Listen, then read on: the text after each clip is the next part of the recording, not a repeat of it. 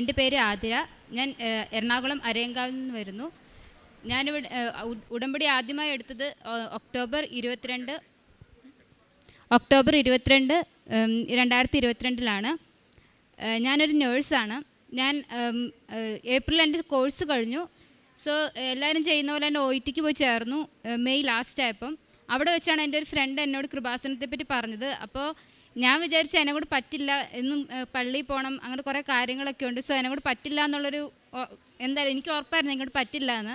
So ഞാൻ പറഞ്ഞില്ല, ഞാൻ ഉടമ്പടി എടുക്കുന്നൊന്നുമില്ല, പക്ഷേ light a candle prayer request ഇടാമെന്ന് പറഞ്ഞു. അങ്ങനെ ഇട്ട് ഞാൻ എന്നും 5:30 ആകുമ്പോൾ എഴുന്നേറ്റ് പ്രാർത്ഥിക്കുമായിരുന്നു. അപ്പോഴാണ് എൻ്റെ പപ്പയ്ക്ക് ഫസ്റ്റ് ത്രോട്ടിലൊരു ഗ്രോത്ത് പോലെ വന്നു. അപ്പോൾ ഞാൻ അതും ലൈറ്റ് എ ക്യാൻഡിൽ പ്രയർ റിക്വസ്റ്റിലിട്ടു. ഫസ്റ്റ് ഒരു ഹോസ്പിറ്റലിൽ ചെന്നപ്പോൾ അവർ പറഞ്ഞു അത് ക്യാൻസർ തന്നെയാണെന്ന് പറഞ്ഞു. ദെൻ ഞങ്ങൾ ഭയങ്കര എല്ലാവരും നന്നായിട്ട് പ്രാർത്ഥിച്ചു. ഞാൻ എന്നും 5:30 എഴുന്നേറ്റ് പ്രാർത്ഥിക്കുമായിരുന്നു. അത് കഴിഞ്ഞ് ഞങ്ങൾ സെക്കൻഡ് ഒരു ഒപ്പീനിയന് വേണ്ടിയിട്ട് വേറൊരു ഹോസ്പിറ്റലിൽ ചെന്നു. അന്നേരം അവിടെ ചെന്നപ്പോഴത്തേക്ക് അവർ പറഞ്ഞു ഇല്ലത് നെഗറ്റീവാണ്, അത് ക്യാൻസർ അല്ല എന്ന് പറഞ്ഞു. ജസ്റ്റ് അത് റിമൂവ് ചെയ്തു, അത്ര ഉണ്ടായിരുന്നു, വേറെ പ്രശ്നങ്ങളൊന്നും ഇല്ലായിരുന്നു. അത് കഴിഞ്ഞിട്ട് ദെൻ ഞാൻ സെപ്റ്റംബർ 3 ഞാൻ ഇവിടെ ആദ്യമായിട്ട് വരുന്നത്. അന്ന് ഞാൻ ഉടമ്പടി എടുത്തില്ല. അന്ന് ഞാനവിടെ മാനേജറിൻ്റെ അവിടെ ഞങ്ങൾ ബാക്കിയുള്ള ഫ്രണ്ട്സിനെ നോക്കി നിന്നപ്പം എൻ്റെ കൂടെയുള്ളൊരു കുട്ടിയോട് വിളിച്ചിട്ട് ചോദിച്ചു നിങ്ങൾ എന്തിനാണ് വന്നതെന്ന് ചോദിച്ചു. അപ്പം ഞങ്ങൾ പറഞ്ഞു ഞങ്ങൾ കൂടെയുള്ളവർക്ക് ഉടമ്പടി എടുക്കാനായിട്ടാണ് വന്നത് എന്ന് പറഞ്ഞു. അപ്പം നിങ്ങൾ ഉടമ്പടി എടുക്കണില്ലെന്ന് ചോദിച്ചപ്പോൾ ഞങ്ങൾ അവളോട് പറഞ്ഞു ഇല്ല ഞാനല്ല, ആ ചേച്ചി ഉടമ്പടി ആ ചേച്ചി OET എക്സാം എഴുതാൻ പോകുന്നത്. ഞാൻ സെപ്റ്റംബർ ഓൾറെഡി 10 ഡേറ്റ് എടുത്തായിരുന്നു. അപ്പോൾ അവളോട് പറഞ്ഞു നിൻ്റെ ചേച്ചിയോട് പറ OET കിട്ടണമെങ്കിൽ ഉടമ്പടി എടുത്ത് നന്നായിട്ട് പ്രാർത്ഥിക്കാൻ പറയാൻ പറഞ്ഞു. അപ്പോഴും ഞാൻ പറഞ്ഞു ഇല്ലാടി, എനിക്ക് OET കിട്ടിയാലില്ലെങ്കിലും ഞാൻ എന്തായാലും എവിടെയെങ്കിലും ജോലിക്ക് കയറും, സോ എന്നെ കൂടെ ഒന്നും പറ്റത്തില്ല, അവിടെ ഞാൻ എടുക്കുന്നില്ല എന്ന് തന്നെ പറഞ്ഞു. അപ്പോഴാണ് ദെൻ ഞാൻ പോയി സെപ്റ്റംബർ 10 എക്സാമിന് ചെന്നിട്ട് എനിക്ക് ഒന്നും എഴുതിയോന്ന് ചോദിച്ചാൽ എഴുതി. ബട്ട് ഞാൻ ഒത്തിരി നന്നായിട്ട് പഠിച്ചായിരുന്നു, പക്ഷേ എനിക്കൊന്നും ഒന്നും എഴുതാൻ പറ്റുന്നില്ലായിരുന്നു. ആകെ എനിക്കൊരു കോൺഫിഡൻസ് ഉണ്ടായിരുന്നു സ്പീക്കിംഗ് ആയിരുന്നു. സ്പീക്കിംഗ് അവിടെ സെൻറ്ററിൽ ചെയ്യുമ്പോഴാണെങ്കിൽ പോലും അവരെല്ലാവരും പറയുന്നത് പേടിക്കൊന്നും വേണ്ട, നിനക്ക് കിട്ടുമെന്ന് പറയുമായിരുന്നു. അന്ന് ഞാൻ വീട്ടിൽ വന്നപ്പോഴും അമ്മ എന്നോട് ചോദിച്ചു എങ്ങനെ ഉണ്ടായിരുന്നു ചോദിച്ചപ്പോഴും ഞാൻ പറഞ്ഞു ബാക്കിയൊന്നും എനിക്കറിയില്ല അമ്മ, പക്ഷേ സ്പീക്കിംഗ് എന്തായാലും എനിക്ക് B കിട്ടും, ഞാൻ നന്നായിട്ട് പറഞ്ഞിട്ടുണ്ടെന്ന് പറഞ്ഞു. പിന്നെ എനിക്ക് അത് കഴിഞ്ഞിട്ട് ഒരു റിസൾട്ട് വരാനുള്ള ഗ്യാപ്പിൽ ഞാൻ ഏജൻസിയിൽ കൊടുത്തിട്ട് ജോലിക്ക് കയറാനായിട്ട് നോക്കി. എനിക്ക് 3 ഇൻ്റർവ്യൂ കഴിഞ്ഞു. ആ 3 ഇൻ്റർവ്യൂവിലും എന്നോട് ചോദിച്ച സിമ്പിൾ ക്വസ്റ്റ്യൻസ് ആയിരുന്നു, പക്ഷേ എനിക്കൊന്നും പറയാൻ പറ്റണില്ല. ഞാൻ 4 കൊല്ലം ഫസ്റ്റ് ക്ലാസ്സോടുകൂടി പാസ്സായ ഒരാളാണ്, പക്ഷേ എനിക്ക് ഒന്നും പറയാൻ പറ്റില്ല. ഞാൻ തന്നെ ഓർത്ത് ഞാൻ എങ്ങനെയാണ് പാസ്സായതെന്ന്. അതുപോലെ തന്നെ എനിക്ക് ഒന്നും പറയാൻ പറ്റണില്ലായിരുന്നു.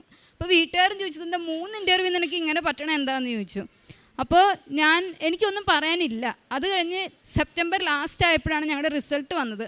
അപ്പോൾ എനിക്ക് എങ്ങും പോകാൻ പറ്റുന്ന സ്കോറില്ല. അപ്പോൾ എനിക്ക് ഭയങ്കര സങ്കടം. ഇപ്പം റിസൾട്ട് നോക്കുന്നതിന് മുമ്പ് വരെ എനിക്ക് ഭയങ്കര പേടിയായിരുന്നു. അപ്പോൾ ഞാൻ മാതാവിനോട് പ്രാർത്ഥിച്ചു, എന്നും പ്രത്യക്ഷീകരണ പ്രാർത്ഥന ചെല്ലുമായിരുന്നു, പക്ഷെ ഉടമ്പടി എടുത്തിട്ടില്ല. അപ്പോൾ ഞാൻ മാതാവിനോട് പറഞ്ഞു എനിക്കിത് തരുവാണെങ്കിൽ ഞാൻ വന്ന് ഉടമ്പടി എടുത്തോളാം എന്ന് പറഞ്ഞു. അതുപോലെ എനിക്ക് ഭയങ്കര പേടിയായിരുന്നു. പക്ഷെ റിസൾട്ട് നോക്കിയപ്പം എനിക്ക് കിട്ടിയിട്ടില്ല, എങ്ങും പോകാൻ പറ്റുന്നൊരു സ്കോറില്ലായിരുന്നു. സോ അത് കഴിഞ്ഞ് കിട്ടിയില്ല. അപ്പം വീട്ടുകാരും പറഞ്ഞു എന്നാൽ ഇനി നോക്കണ്ട, ജോലിക്ക് എവിടെയെങ്കിലും കയറാമെന്ന്. പക്ഷെ ജോലി എങ്ങും ആവുന്നില്ല. സോ ഞാൻ പിന്നെ ചോദിച്ചു എനിക്ക് ഒരു പ്രാവശ്യം കൂടെ ഒരു ചാൻസ് തരുമോ എന്ന് ചോദിച്ചു. അങ്ങനെ വീട്ടിൽ പപ്പ ഓൾറെഡി സമ്മതിച്ചു. അങ്ങനെ ഞാൻ 2ാമത് പോയി ചേർന്നു. അപ്പോൾ 2ാമത് പോയി ചേർന്നപ്പം എൻ്റെ കൂടെ ഒരു ഫ്രണ്ട് വന്നിട്ട് ഞങ്ങളിവിടെ വന്ന് ഉടമ്പടി എടുത്തു. ഒക്ടോബർ 22 2022 ഇവിടെ വന്ന് ഉടമ്പടി എടുത്തു. ഉടമ്പടി എടുത്തിട്ട് പോയി. അത് കഴിഞ്ഞ് ഞാനിവിടെ തന്നെ ഇതുവരെ വന്നിട്ടില്ല. അതിനുശേഷമാണ് ഒക്ടോബർ 29 ഞങ്ങളിവിടെ ജപമാല റാലിക്ക് വന്നു. എനിക്ക് ഇടയ്ക്ക് തലകർക്കമുള്ള ഒരാളാണ്. അപ്പോൾ എനിക്ക് പേടിയായിരുന്നു മുഴുവൻ കംപ്ലീറ്റ് ചെയ്യാൻ പറ്റുമോയെന്ന്. അപ്പോൾ ആ ഒരു ആഴ്ച മുഴുവൻ ഞാൻ പ്രാർത്ഥിച്ചു, എൻ്റെ മാതാവ് എന്നെക്കൊണ്ട് ഇത് കംപ്ലീറ്റ് ചെയ്യാൻ പറ്റണേന്ന് ഞാൻ ഒത്തിരി പ്രാർത്ഥിച്ചു. അതിൻ്റെ ഫലമായിട്ട് ഇവിടുന്ന് ഞങ്ങൾ പോയിട്ട് ഞാൻ ഒരു പള്ളിയിൽ കയറി മുട്ടുകുത്തിന്ന് പ്രാർത്ഥിച്ചതേ ഉള്ളൂ, അല്ലാണ്ട് ഞങ്ങൾ എങ്ങും നിന്നിട്ടില്ല. ഫുള്ള് ജപമാല ചെല്ലും മുഴുവൻ ഞാൻ നടന്ന് തീർത്തു. അത് കഴിഞ്ഞിട്ട് പിന്നെ എൻ്റെ കൂടെ ഉണ്ടായിരുന്ന ഫ്രണ്ട്സ് എല്ലാവരും 2ാമത് എഴുതി അവർ പോയി ഹോസ്റ്റലിൽ നിന്ന്. സോ എനിക്ക് ഇനിയും എക്സാമിന് ഡേറ്റ് എടുക്കണമായിരുന്നു. അപ്പോൾ എനിക്ക് എന്നത്തേക്കാണ് ഡേറ്റ് എടുക്കേണ്ടതെന്നൊരു ഉറപ്പില്ലായിരുന്നു. അപ്പം ഞാൻ മാതാവിനോട് ഇങ്ങനെ പ്രാർത്ഥിച്ചു, എൻ്റെ അടുത്തുള്ള സെൻറ്ററിൽ എനിക്ക് തരാമെന്നുണ്ടെങ്കിൽ മാത്രം എനിക്ക് ഡേറ്റ് തരാവുള്ളൂ എന്ന് ഞാൻ പ്രാർത്ഥിച്ചു.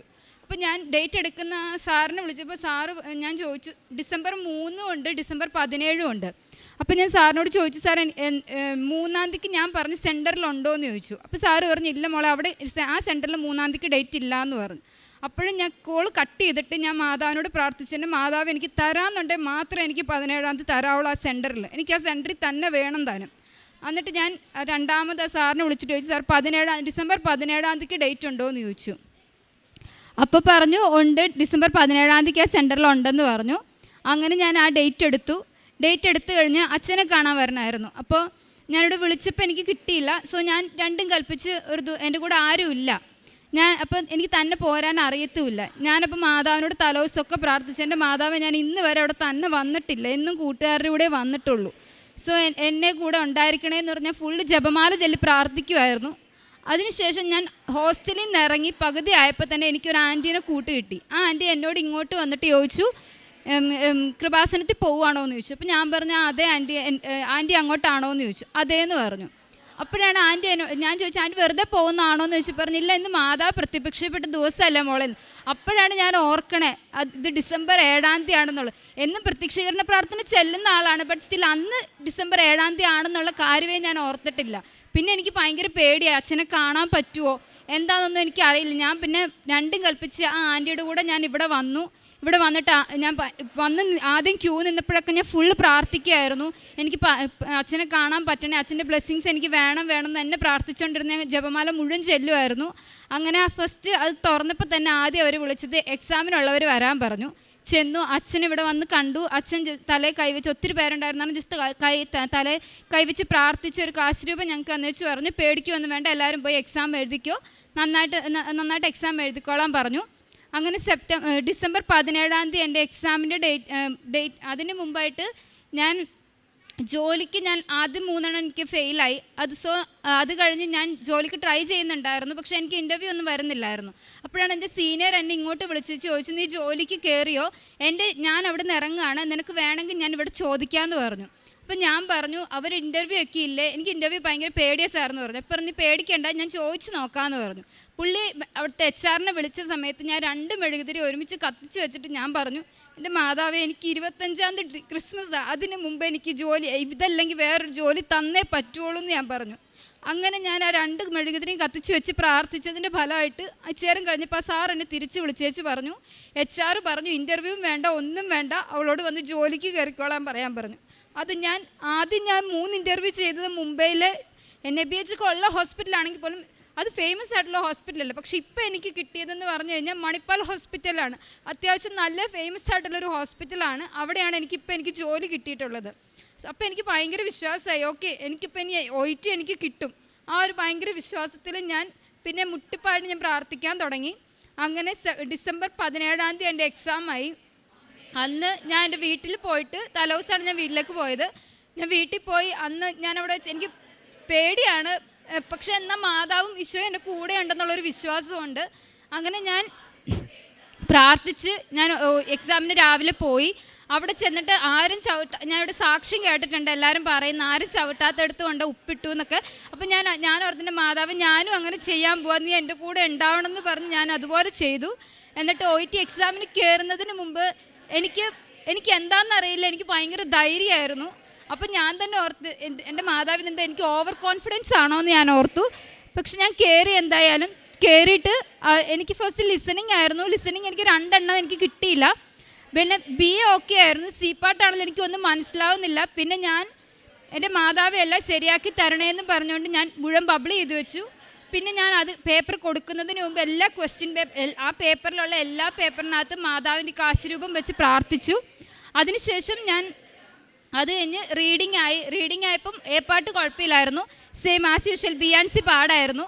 അത് ഞാൻ ഇതുപോലെ എൻ്റെ മാതാവ് നീ എൻ്റെ കൂടെ ഉണ്ടായിരിക്കണേന്നും പറഞ്ഞുകൊണ്ട് ഞാൻ ചെയ്തു. മാതാവിൻ്റെ കാശുരൂപം അതിൽ വെച്ച് പ്രാർത്ഥിച്ചു. അത് കഴിഞ്ഞപ്പോഴത്തേക്കും സ്പീക്കിംഗ് എനിക്ക് കഴിഞ്ഞ പ്രാവശ്യം ഓവർ കോൺഫിഡൻസ് ആയിരുന്നു. ഇപ്രാവശ്യം അതുകൊണ്ട് എനിക്ക് ഭയങ്കര കയറുന്നതിന് മുമ്പ് എനിക്ക് ഭയങ്കരമായിട്ട് വിറയ്ക്കുമായിരുന്നു.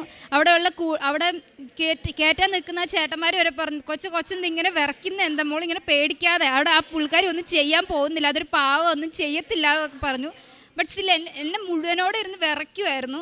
എനിക്കൊന്നും പറയാൻ പറ്റുമോ മാതാവേ മാതാവേ എന്നുള്ള ചിന്തയായിരുന്നു എനിക്ക്. എന്തായാലും ഞാനവിടെ കയറി.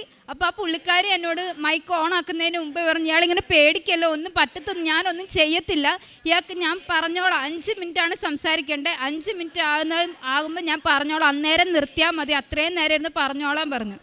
എനിക്ക് കാർഡ് കിട്ടിയപ്പം അതിൻ്റെ താകെയുള്ള 3 പോയിൻ്റാണ്. ആ 3 പോയിന്റിൽ ഞാൻ എങ്ങനെ 5 മിനിറ്റ് സംസാരിക്കും?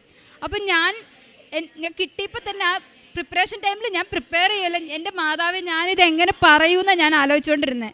ഞാൻ ഇതുവരെ അവിടെ സെൻറ്ററിൽ ചെയ്യുമ്പോൾ പോലും എനിക്ക് ഒരു പ്രാവശ്യം കൂടെ രണ്ടാമത് ഞാൻ റിപ്പീറ്റ് ചെയ്ത് പറയട്ടെ എന്നൊരു ചോദ്യം ചോദിക്കേണ്ട വന്നിട്ടില്ല. അങ്ങനെ ഒരു ഇംഗ്ലീഷ് ആ ഒരു സെൻറ്റൻസ് ഞാൻ ഇന്ന് വരെ പറഞ്ഞു പോലും നോക്കിയിട്ടില്ല. പക്ഷെ ഞാൻ അന്ന് ആദ്യമായിട്ട് ഞാൻ ആ സെൻറ്റൻസ് ഇംഗ്ലീഷിൽ പറഞ്ഞത് ഞാൻ ആ ഇൻ്റർലോക്കേറ്ററിൻ്റെ ഫ്രണ്ടിൽ നിൽക്കുമ്പോഴാണ്. എന്നിട്ട് പറഞ്ഞു. അത് കഴിഞ്ഞ് പുള്ളിക്കാരിക്ക് മനസ്സിലായി എനിക്കൊന്നും പറയാനില്ല എന്ന്. അപ്പോൾ പുള്ളിക്കാരി പറഞ്ഞോളാൻ പറഞ്ഞു. എന്നിട്ട് ഞാൻ അതൊന്നുകൂടെ പറഞ്ഞു തീർത്തു. ഞാൻ പുറത്തേക്ക് ഇറങ്ങി. പിന്നെ ഞാൻ ഓർത്ത് ഇനി ഞാൻ ടെൻഷൻ അടിച്ചിട്ട് ഒരു കാര്യമില്ല, മാതാവിന് തരാനുള്ളതാണ് മാതാവ് തരും. ഓക്കെ, ഞാൻ കൂളായിട്ട് വീട്ടിൽ ചെന്ന് അത് കണ്ടപ്പോൾ വീട്ടുകാർക്ക് സന്തോഷമായി. ഓക്കെ, വലിയ കുഴപ്പമില്ല. അപ്പം ഞാൻ പറഞ്ഞു വലിയ കുഴപ്പമില്ലാഞ്ഞിട്ടല്ല, എനിക്കിനി വയ്യ ടെൻഷൻ അടിക്കാൻ. സോ അതുകൊണ്ട് ഞാൻ ഇങ്ങനെ നടക്കുള്ളൂ, എനിക്കിനി കരയാനൊന്നും വയ്യാന്ന് ഞാൻ പറഞ്ഞു.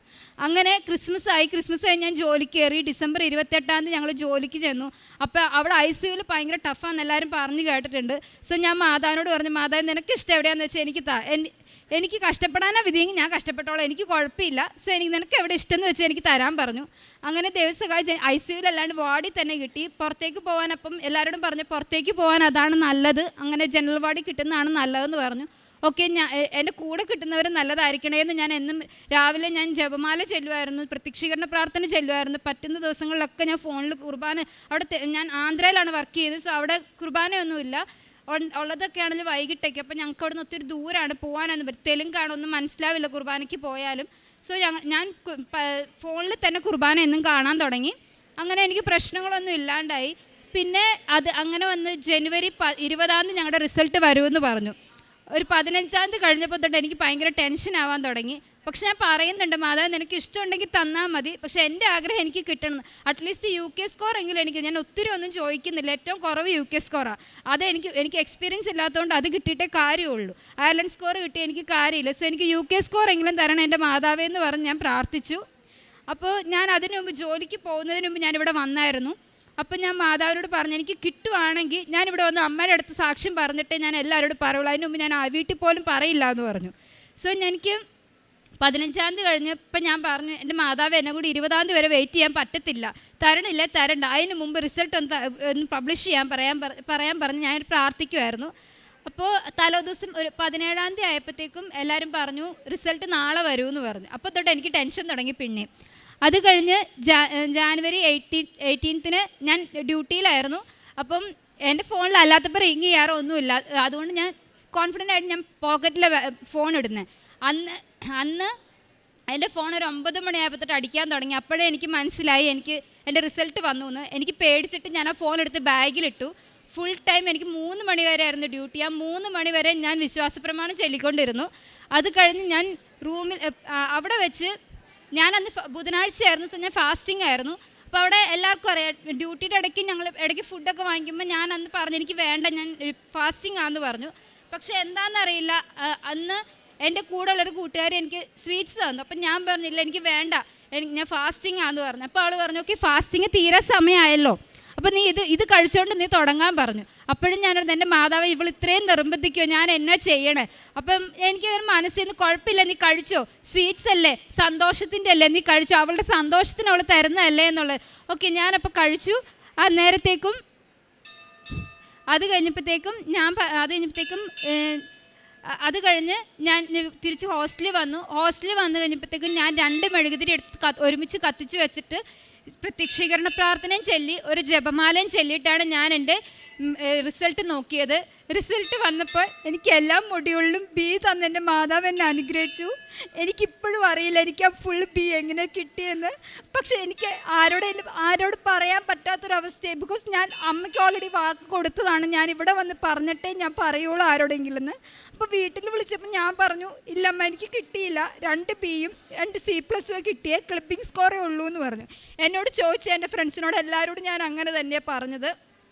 അപ്പോൾ അത് കഴിഞ്ഞിട്ട് എനിക്ക് ഇവിടെ വരാൻ ഞാൻ 1-2 ആഴ്ച ആയിട്ടുള്ള ജോലിക്ക് കയറിയിട്ട്. സോ എനിക്ക് ലീവ് കിട്ടില്ല.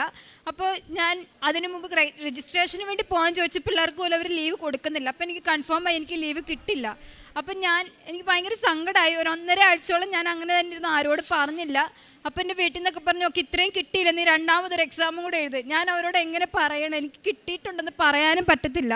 അപ്പോൾ ഞാൻ പ്രാർത്ഥിച്ചുകൊണ്ട് ഞാൻ അച്ഛൻ്റെ ഒരു പഴയ ടോക്ക് കേട്ടു.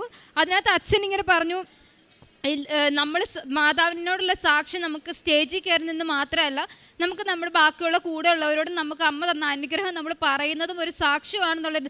അത് 2 കൊല്ലം മുമ്പെങ്ങാണ്ടുള്ളൊരു അച്ഛൻ പറഞ്ഞൊരു ടോക്കാണ്. അപ്പോൾ അത് കേട്ടപ്പോൾ എനിക്ക് ഓക്കെ, ഇതെനിക്ക് വേണ്ടി പറഞ്ഞൊരു ഇതായിട്ട് എനിക്ക് തോന്നി. സോ അപ്പോൾ അന്ന് വൈകിട്ടാണ് ഞാൻ അതൊരു 1.5-2 ആഴ്ച കഴിഞ്ഞിട്ടാണ് ഞാൻ വീട്ടിൽ വിളിച്ചിട്ട് അമ്മയോടും അപ്പയോടും പറഞ്ഞു, അമ്മ അപ്പം ഞാനിങ്ങനെ ഒരു തെറ്റ് ചെയ്തു, ഞാൻ വേറൊന്നും കൊണ്ടല്ല, മാതാവിന് ഞാൻ വാക്ക് കൊടുത്തുകൊണ്ടാണ് ഞാൻ പറയാതിരുന്നത്. സോ എനിക്ക് ആക്ച്വലി ഇത് കിട്ടിയിട്ടുണ്ട്, പക്ഷേ നിങ്ങൾ ആരോട് പറയണ്ട, ഞാനിത് മാതാവിൻ്റെ അടുത്ത് വന്ന് പറഞ്ഞാൽ മതി എന്ന് പറഞ്ഞു. അപ്പോൾ അമ്മയപ്പം പറഞ്ഞു, അങ്ങനെയല്ലല്ലോ നമ്മൾ കിട്ടിക്കഴിഞ്ഞാൽ അനുഗ്രഹം കിട്ടിയതാണ്, മാതാവ് തന്നതാണ് നമ്മൾ പറയണ്ടേ. സോ ഇപ്പം അത് കഴിഞ്ഞ് എനിക്ക് ലീവ് കിട്ടില്ല. സോ അമ്മയപ്പയായിട്ടാണല്ലോ എല്ലാവരോടും പറഞ്ഞു തുടങ്ങി. അവൾ പോയി ഉടമ്പടി എടുത്ത് അവൾക്ക് കിട്ടി. അങ്ങനെയല്ല, ഞാനാണെങ്കിലും എൻ്റെ ഫ്രണ്ട്സിനോടൊക്കെ അങ്ങോട്ട് വിളിച്ച് പറഞ്ഞ്, കിട്ടാത്ത ഒത്തിരി പേരുണ്ട്, അവരോടാണെങ്കിലും ഞാൻ അങ്ങോട്ട് വിളിച്ചിട്ട് പറഞ്ഞു, എടി എനിക്കിങ്ങനെ കിട്ടി, നിങ്ങളും പോയി ഉടമ്പടി എടുക്ക്, മാതാവ് തരും, എനിക്ക് 100% ഉറപ്പുണ്ട്, നിങ്ങൾക്ക് മാതാവ് തരും, പോയി എടുക്കാനൊക്കെ പറഞ്ഞു. അത് കഴിഞ്ഞിട്ട് ഞാൻ മാതാവിൻ്റെ അടുത്ത് പ്രാർത്ഥിച്ച് ഞാൻ ഫെബ്രുവരി പകുതിയോടുകൂടി ഞാൻ എൻ്റെ ഇൻചാർജിനോട് എനിക്ക് ലീവ് തരുമോ എന്ന് ചോദിച്ചു. അങ്ങനെ എനിക്ക് ലീവ് തരാമെന്ന് പുള്ളിക്കാരി എല്ലാവർക്കും എക്സാമിനുള്ള പിള്ളേർക്ക് പോലും കൊടുക്കുന്നതല്ല. അപ്പം ഞാൻ മാതാവിനോട് പ്രാർത്ഥിച്ചാണ് അന്ന് പോയത്. പുള്ളിക്കാർ പറഞ്ഞു, ഒക്കെ നീ 1 വീക്ക് ലീവ് എടുത്ത് പൊക്കോളാൻ പറഞ്ഞു. അത് കഴിഞ്ഞ് മെയിൻ NSനോട് ചോദിക്കണമായിരുന്നു. അന്നേരം എനിക്ക് പേടിയായിരുന്നു, പുള്ളിക്കാരി അങ്ങനെ ലീവ് കൊടുക്കുന്ന. എന്നാൽ ഞാൻ വന്നിട്ട് 2 മാസം ആവുന്നതേ ഉള്ളൂ. അപ്പോൾ പുള്ളിക്കാരിയും ഞാൻ ചെന്ന് എന്നോടൊന്നും ചോദിച്ചില്ല, വീട്ടിൽ വിളിച്ച് പറയണമെന്ന് പറഞ്ഞു. ഓക്കെ, ഞാൻ അമ്മേനെ വിളിച്ച് കൊടുത്തു, ഓക്കെ പറഞ്ഞു. പുള്ളിക്കാരി എനിക്ക് സൈൻ ചെയ്ത് തന്നു. ഞാൻ ഇന്നലെ വീട്ടിലെത്തി. ഇന്ന് രാവിലെ ഞാനും എൻ്റെ അമ്മയും കൂടെ ഇങ്ങോട്ട് പോകുന്നു. ഞാനിവിടെ വന്ന് ഉടമ്പടി പുതുക്കി ആദ്യം. ഞാനിപ്പോൾ സാക്ഷ്യം പറയാൻ വന്നു. എനിക്ക് ഇത്രയും വലിയ അനുഗ്രഹം തന്ന എൻ്റെ മാതാവിന്, എൻ്റെ ഈശോയ്ക്ക് 1000 നന്ദി. പ്രിയ സഹോദരരെ, നമ്മളിപ്പോഴേ ആതിര തങ്കച്ചൻ എറണാകുളത്ത് നിന്ന് വന്ന സഹോദരിയുടെ അനുഭവ സാക്ഷ്യമാണ് നമ്മൾ കേട്ടത്. വലിയൊരു ആത്മാർത്ഥമായ ദൈവവിശ്വാസമുള്ള ഒരു വ്യക്തിയുടെ അനുഭവ സാക്ഷ്യമായിട്ടാണ് നമുക്ക് മനസ്സിലായത്. എന്തിനും ഏതിനും കർത്താവിൻ്റെ ഇഷ്ടം അറിഞ്ഞിട്ട് പ്രവർത്തിച്ച ഒരു പെൺകുട്ടിയുടെ അനുഭവ സാക്ഷ്യമാണ് നമ്മൾ കേട്ടത്. ഏതൊരു കാര്യം ചെയ്യുമ്പോഴും എന്ത് പ്രവർത്തിക്കുമ്പോഴും നിർണായകമായ സമയത്ത് എന്താണ് അമ്മ പറയുന്നത്, എന്താണ് കർത്താവ് ആവശ്യപ്പെടുന്നത്, ഇഷ്ടപ്പെടുന്നത്, അതുമാത്രം ചെയ്യാനായിട്ട് പരിശ്രമിച്ച ഒരു കുട്ടിയുടെ അനുഭവ സാക്ഷ്യം. നമ്മൾ വന്ന് പ്രാർത്ഥിക്കുക, അല്ലെങ്കിൽ പങ്കുചേരുക, അല്ലെങ്കിൽ ഉടമ്പടി എടുക്കുക, അത്യാവശ്യങ്ങൾ സാധിക്കുകയല്ല നമ്മുടെ ലക്ഷ്യം. മറിച്ച് അവിടുത്തെ തിരുവിഷ്ടം അറിഞ്ഞ് ജീവിക്കുവാനായിട്ടുള്ള ഒരു പ്രതിജ്ഞ നമ്മൾ നിറവേറ്റുന്നതാണ് കൃപാസനത്തിലുള്ള പ്രാർത്ഥനയുടെ ഒരു അർത്ഥവും ലക്ഷ്യവും. ഒരാവശ്യം വന്ന് സാധിച്ചെടുക്കുകയല്ല കൃപാസനത്തിൽ. അതുകൊണ്ടാണ് പെട്ടെന്ന് വന്ന് അത്ഭുതം നമ്മൾ നടത്തി, അല്ലെങ്കിൽ അത്ഭുതം നടക്കണം, അല്ലെങ്കിൽ അച്ഛൻ പ്രാർത്ഥിക്കണം, അതെല്ലാം നമ്മൾ ഇവിടെ നിന്ന് പറയുന്നത്. മറിച്ച് ജീവിത നവീകരണമാണ്, ജീവിത പരിവർത്തനമാണ്. ജീവിത പരിവർത്തനത്തിനാണ് പ്രാധാന്യം. അതുവഴിയായിട്ട് കർത്താവ് നിശ്ചയമായിട്ടും ഇടപെട്ടിരിക്കും നമ്മുടെ ജീവിതത്തിൽ. ആ ഒരു ഉറപ്പാണ് നമ്മളിവിടെ പങ്കുവെച്ച് കൊടുക്കുക. അപ്പോൾ ഈ ഒരു കുഞ്ഞ് നമ്മളോട് അനുഭവ സാക്ഷ്യം വെച്ചപ്പോൾ എന്തിനും ഏതിനും എന്താണ് അടുത്തത് കർത്താവ് എന്നിൽ നിന്ന് അഭിലഷിക്കുന്നത്, അത് ചെയ്യുവാനായിട്ട് തയ്യാറായിട്ട് മാറുന്ന, അതുവഴിയായിട്ട് ജീവിതത്തിൽ അത്യാവശ്യങ്ങൾ നടത്തി കിട്ടിയ. ആദ്യം 1 പ്രാവശ്യം ഉടമ്പടി എടുക്കുന്നതിന് മുമ്പ് OET എഴുതി വിജയിച്ചില്ല. 2ാമത് OET എഴുതി ഉടമ്പടി എടുത്തിരുന്നു. ആ സമയത്ത് പൂർണ്ണമായി വിജയിക്കുവാനായിട്ട് സാധിച്ചു. ഇവിടെ എപ്പോഴും പറയുന്ന, ജോസഫ് അച്ഛൻ പറയുന്ന ഒന്നാണ്, നമ്മുടെ ജീവിതത്തിൽ മെറിറ്റല്ല വർക്ക് ചെയ്യുന്നത്, മറിച്ച് ഗ്രേസാണ് വർക്ക് ചെയ്യുന്നത് എന്ന് പറയുമ്പോൾ നമ്മുടെ കഴിവ് കൊണ്ടല്ല നമുക്ക് സാധിച്ചു കിട്ടിയത്, മറിച്ച് കർത്താവിൻ്റെ അനുഗ്രഹം കൊണ്ടാണ് നമ്മുടെ ജീവിതത്തിൽ എല്ലാം സംഭവിക്കുന്നത് എന്നാണ് പറയുന്നത്. നമ്മൾ ഈ സഹോദരി പറഞ്ഞപ്പോൾ നമ്മൾ ശ്രമിച്ചൊരു കാര്യമായിരുന്നു, എല്ലാത്തിനും ഫസ്റ്റ് ക്ലാസ്സൊക്കെ കിട്ടി ഏറ്റവും മിടുക്കിയായിട്ട് പഠിച്ച ഒരു കുട്ടിയാണ്. പല ഇൻ്റർവ്യൂകളിലും പോയിട്ട് പക്ഷേ എനിക്ക് ഒട്ടും ജയിക്കാൻ സാധിച്ചില്ല. എല്ലാവർക്കും അതിശയമായിരുന്നു, എനിക്കും അതിശയമായിരുന്നു. ഇത്ര കഴിവുള്ള ഞാൻ ഇത് പാസ്സാകുവാനായിട്ട് സാധിക്കാതെ പോയതിൽ. അപ്പം അതുകൊണ്ടാണ് പറഞ്ഞത് മെറിറ്റ് അല്ല ഗ്രേസാണ് വർക്ക് ചെയ്യുന്നത്. ആദ്യം മെറിറ്റിൽ ആശ്രയിച്ചപ്പോൾ കൊച്ചിന് ജയിക്കുവാൻ സാധിച്ചില്ല. മറിച്ച് കർത്താവിൽ ആശ്രയിച്ചപ്പോൾ ഗ്രേസ് ഉണ്ടായപ്പോൾ ജീവിതത്തിലെല്ലാം നടന്നതാണ് നമ്മൾ കേട്ടത്. നമ്മൾ ആദ്യമായി കേട്ടു അപ്പച്ചനെ പെട്ടെന്നൊരു അസുഖം വന്നു, ഒരു ഗ്രോത്ത് ഉണ്ടായിരുന്നു, ആശുപത്രിയിൽ കാണിച്ചു, അത് ക്യാൻസറാണെന്ന് പറഞ്ഞു. അപ്പോൾ ഈ മോള് എല്ലാ ദിവസവും രാവിലെ 5:30 എഴുന്നേറ്റ് പ്രത്യക്ഷീകരണ പ്രാർത്ഥന, ലൈറ്റ് ക്യാൻഡിൽ പ്രാർത്ഥന ചൊല്ലുമായിരുന്നു. ടെസ്റ്റിന് ചെന്ന് അത് പൂർണ്ണമായിട്ട് നെഗറ്റീവായിരുന്നു. രണ്ടാമത്തെ പ്രാവശ്യം സ്കാൻ ചെയ്തപ്പോൾ കണ്ടെന്ന് പറഞ്ഞു. പിന്നെ OET ആദ്യ പ്രാവശ്യം പാസ്സായില്ല, രണ്ടാമത്തെ പ്രാവശ്യം പാസ്സായി. ആ പരീക്ഷയ്ക്ക് പോകുന്ന ടെൻഷനൊക്കെ വിവരിച്ച് നമ്മൾ കേട്ടതാണ്. ആദ്യത്തെ പരീക്ഷയ്ക്ക് ചെന്നപ്പോൾ എന്തെന്നില്ലാത്ത അസ്വസ്ഥതയായിരുന്നു. രണ്ടാമത്തെ പരീക്ഷയ്ക്ക് OET എഴുതാൻ വേണ്ടി ചെന്നപ്പോൾ ഭയങ്കര ആത്മവിശ്വാസമായിരുന്നു. കൊച്ചു വിചാരിച്ച് അതെൻ്റെ ഒരു അഹങ്കാരമായിരിക്കുമെന്ന് വിചാരിച്ച്. പക്ഷെ പിന്നീട് അവൾ തന്നെ മനസ്സിലാക്കി പരിശുദ്ധ അമ്മയിൽ ആശ്രയിച്ചപ്പോൾ ലഭിച്ച ഒരു ആത്മവിശ്വാസമായിരുന്നുവെന്ന്. എല്ലാ പേപ്പറിന് മുകളിലും കാശുരൂപം വെച്ച് പ്രാർത്ഥിച്ചു. എല്ലാവരും എത്തുന്നതിന് മുമ്പ് ഇവിടുന്ന് വെഞ്ചരിച്ചു കൊടുത്ത ഉപ്പ് ഇട്ട് ആ പരീക്ഷാ സ്ഥലത്തിട്ട് ആരും ചവിട്ടാ സ്ഥലത്തിട്ട് പ്രാർത്ഥിക്കുവാനായിട്ട് ഈ കുഞ്ഞ് തയ്യാറായി. പരീക്ഷാ മാർക്ക് വന്നപ്പോൾ നല്ല മാർക്കോടുകൂടി OET പാസ്സായി. ഇപ്പോഴ് ജോലിക്ക് പോയത് നമ്മൾ കേട്ടു. ജോലിക്ക് പോയിട്ട് നമ്മൾ കേട്ട് ഇവിടെ വന്ന് ഇന്നലെ എത്തിച്ചേർന്ന നാട്ടിൽ ഇന്ന് ആദ്യം തന്നെ ഇവിടെ വന്ന് ഉടമ്പടി പറയുകയായിരുന്നു. ജോലിക്ക് പ്രവേശിച്ചിട്ട് പെട്ടെന്ന് തന്നെ വരുവാനായിട്ട് അവിടെ അവധി ചോദിച്ച് അവർ കൊടുത്തില്ല. അപ്പോഴാണ് അച്ഛൻ പറഞ്ഞ ഒരു ടോക്ക് ആലോചിച്ചത് കേട്ടത്. അത് നമ്മൾ ഇവിടെ വന്ന് പെട്ടെന്ന് നമുക്ക് അനുഭവസാക്ഷ്യം പറയാൻ പറ്റിയില്ലെങ്കിലും നമ്മൾ കാണുന്നവരടുത്തും അറിയാവുന്നവരടുത്തും അത് പങ്കുവെച്ച് കഴിഞ്ഞാൽ അതൊരു അനുഭവസാക്ഷ്യമാണെന്ന് അച്ഛൻ്റെ വചനം ഓർത്തത്. അച്ഛൻ പറഞ്ഞത് അത് എനിക്ക് വേണ്ടി തന്നെയാണ് എന്ന് ഞാൻ തിരിച്ചറിഞ്ഞു. എല്ലാവരും വിളിച്ച് ഞാൻ പറഞ്ഞു, ഉടമ്പടി എടുത്തത് കൊണ്ടാണ് എനിക്ക് ജയിക്കാൻ സാധിച്ചത്. നിങ്ങൾ ഉടമ്പടി എടുക്കണം, നിങ്ങൾക്ക് വിജയിക്കുവാനായിട്ട് പറ്റുമെന്ന് എല്ലാവരെയും വിളിച്ചു പറഞ്ഞു. എൻ്റെ അമ്മയും അതുപോലെ വിളിച്ചു പറഞ്ഞു. അതാണ് പറഞ്ഞത്, മെറിറ്റ് കൊണ്ടല്ല ഗ്രേസ് കൊണ്ടാണ് ഞാൻ ജീവിതത്തിൽ വിജയിച്ചത് എന്ന് ഏറ്റുപറയുവാൻ സാധിച്ച്. ഇൻ്റർവ്യൂവിൻ്റെ കാര്യം പറഞ്ഞ് ഭയങ്കര ബുദ്ധിമുട്ടായിരുന്നു, എല്ലാത്തിനും തോറ്റു. അവസാനം ഒരു ഇൻ്റർവ്യൂവും ഇല്ലാതെ മണിപ്പൂരിൽ ആദ്യം ജോലിക്ക് പോയ ആ ഒരു അനുഭവത്തെക്കുറിച്ചും നമ്മളുമായിട്ട് പങ്കുവെച്ചു. നമ്മൾ പറയും കൃപാസന മാതാവ് സമയത്തിൻ്റെ നാഥയാണ്. അതുപോലെ തന്നെ നമ്മൾ പറയുന്ന സഞ്ചാരി മാതാവാണ് എന്ന് പറയുമ്പോൾ ഒന്നിനും ഒരു തടസ്സമില്ല, പ്രതിബന്ധമല്ല കൃപാസനം പരിശുദ്ധ അമ്മയുടെ മാധ്യസ്ഥത്തിന്. സമയമോ കാലമോ മതമോ അല്ലെങ്കിൽ ഈ പറയുന്നത് പോലെ ദൂരമോ ഒന്നും ഒരു പ്രതിബന്ധമല്ല. നമ്മുടെ തടസ്സങ്ങൾക്ക്, നമ്മുടെ ആവശ്യങ്ങൾക്ക് നമ്മൾ കാണുന്ന പ്രതിബന്ധങ്ങളാണ് ഈ പറഞ്ഞ സമയം, കാലം, ദൂരം, വ്യക്തികൾ, ചില കൂട്ടർ നമ്മുടെ ആവശ്യങ്ങൾക്ക് തടസ്സമാണ്. അപ്പം പരിശുദ്ധ അമ്മ സമയത്തിൻ്റെ സഞ്ചാരത്തിൻ്റെ എല്ലാം അതീതയായ ശക്തിയുള്ള ഒരു പരിശുദ്ധ അമ്മയുടെ മാധ്യസ്ഥമാണെന്ന് പറയുമ്പോൾ നമ്മുടെ ജീവിതത്തിൽ എന്ത് വേദം പരിശുദ്ധ അമ്മ വഴി ലഭിക്കും. നമുക്കൊരു സ്വർഗത്തിൽ ഒരു അമ്മയുണ്ട്. നമ്മുടെ അമ്മയേക്കാൾ നമുക്ക് പ്രിയപ്പെട്ട പരിശുദ്ധ അമ്മയുണ്ട്. വിളിച്ചാൽ വെളിപ്പുറത്തുള്ള പരിശുദ്ധ അമ്മയാണ്. കേഴുന്നവർക്കും ആകുലപ്പെടുന്നവർക്കും പരിശുദ്ധ അമ്മയുടെ പക്കൽ ഉത്തരമുണ്ട്. അപ്പം അമ്മ നമ്മളോട് ചോദിക്കുക, എന്തുകൊണ്ട് എൻ്റെ മക്കൾ എൻ്റെ അടുക്കൽ എത്തിച്ചേർന്ന് ആശ്രയിക്കുന്നില്ല എന്നുള്ളത് മാത്രമാണ്. നമുക്ക് കരങ്ങളടിച്ച് മകളെ പ്രതി നന്ദി പറഞ്ഞുകൊണ്ട് നമുക്ക് പ്രാർത്ഥിക്കാം. അത്യപൂർവ ദൈവാനുഭവങ്ങൾ ഇനി നിങ്ങൾക്കും സ്വന്തം. ഈ യൂട്യൂബ് ചാനൽ ഇതുവരെ സബ്സ്ക്രൈബ് ചെയ്തിട്ടില്ലെങ്കിൽ ഇപ്പോൾ തന്നെ സബ്സ്ക്രൈബ് ചെയ്യുക. ഈ വീഡിയോ ഇപ്പോൾ തന്നെ നിങ്ങളുടെ സുഹൃത്തുക്കൾക്ക് ഷെയർ ചെയ്തുകൊണ്ട് കർത്താവിൻ്റെ പ്രേക്ഷിതരാകുക.